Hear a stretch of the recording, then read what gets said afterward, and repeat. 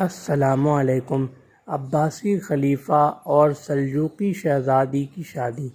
یہ واقعہ تاریخ الخلفاء، تاریخ ابن کثیر اور الکامل فی التاریخ میں مفصلاً مذکور ہے۔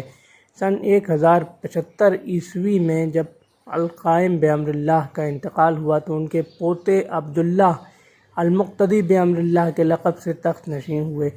اس وقت سلجوقی خاندان میں تیسرے فرمانروا سلطان ملک شاہ سلجوقی تخت نشین تھے، اور عباسی خلافت اور سلجوقی سلطنت کے تعلقات بہت زیادہ خوشگوار اور دوستانہ تھے۔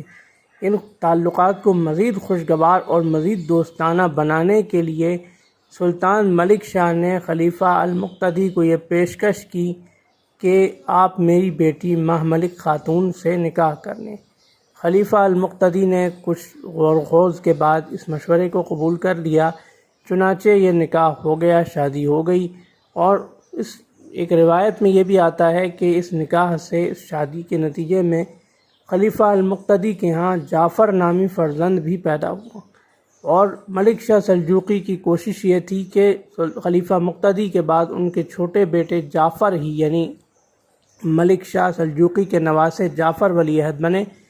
یہ تھوڑا سا مشکل مرحلہ تھا، لہذا چونکہ جعفر عمر میں بہت کم تھے، اور خلیفہ المقتدی کا جو کل مدت حکومت تھی، کل دور خلافت تھا، وہ 20 سال تھا، یعنی 1075 سے 1094 عیسوی، 467 ہجری سے 487 ہجری۔ لہذا اتنی کم مدت میں ایک چند برس کے بچے کو تخت نشین کرنا مناسب نہیں تھا، لہذا اس مرحلے پر تھوڑی کشیدگی پیدا ہوئی، اور خلیفہ نے اپنے بڑے بیٹے احمد کو المستظہر باللہ کے لقب سے ولی عہد کر دیا۔ تو یہ تھا خلیفہ المقتدی باللہ کے، مقتدی بامر اللہ کے سلطان ملک شاہ سلجوقی کی بیٹی ماہ ملک خاتون کے ساتھ نکاح، اور اس کے نتیجے میں پیدا ہونے والی اولاد کا ایک مختصر حوالہ اور مختصر ذکر۔